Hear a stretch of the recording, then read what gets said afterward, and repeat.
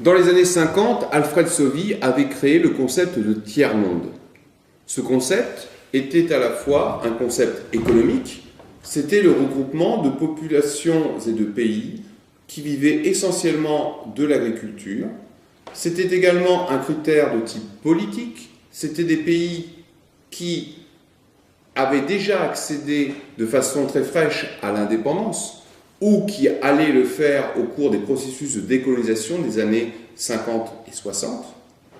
Enfin, c'était un critère de type démographique, puisque Alfred Sauvy voyait dans ce tiers-monde des pays qui étaient en plein dans la transition démographique, nous reviendrons sur cette question dans la deuxième partie, à savoir des pays où la population augmentait à un rythme rapide.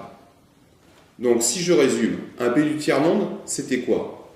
Un pays pauvre, agricole, aux structures sociales et économiques archaïques. C'était un pays où la population augmentait de façon galopante. Enfin, c'était un pays qui voulait s'affirmer politiquement. La conférence de Bandung en 1956 avait marqué le début de cette affirmation politique sur la scène internationale qui était marquée par la guerre froide et l'affrontement bipolaire.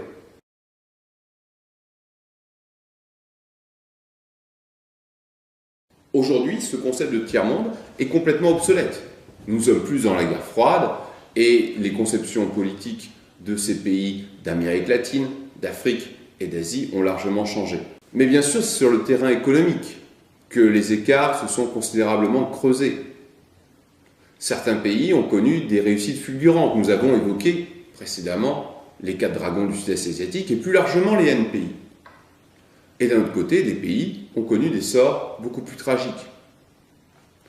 Enfin, d'un point de vue démographique, les choses sont vraiment différentes. Nous verrons un pays comme la Chine, qui aujourd'hui a un taux de fécondité inférieur à la plupart des pays européens, avec un taux de fécondité de 1,3 enfants par femme. On ne peut pas mettre la Chine dans le même sac que des pays d'Afrique centrale, où les taux de fécondité restent à 6 enfants par femme. Et là, bien sûr, il s'agit de pays où le taux d'accroissement naturel est explosif. Nous devons donc ranger le beau concept de tiers-monde dans la case histoire. Aujourd'hui, ce concept est totalement obsolète. Il faut utiliser le concept de sud, et pas un sud, mais des suds. Nous allons le conjuguer au pluriel. Les NPI ont un IDH supérieur à 0,76.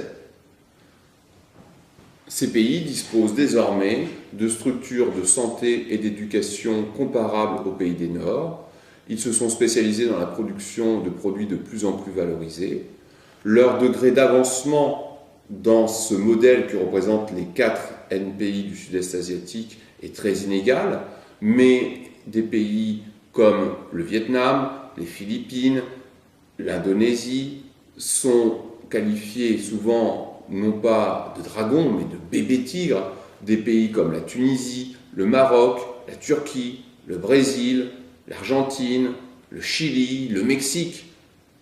Beaucoup de ces pays, vous voyez, tendent vers un développement qui laisse envisager des marges de progrès assez considérables.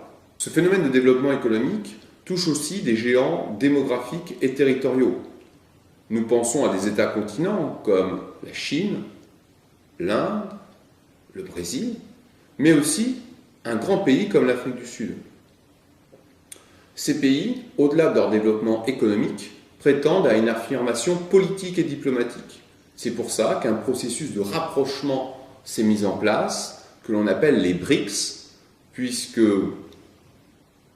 à ces pays se sont adjoints la Russie qui veut effectivement chercher des alliés pour contrer la domination occidentale et américaine dans le champ diplomatique international.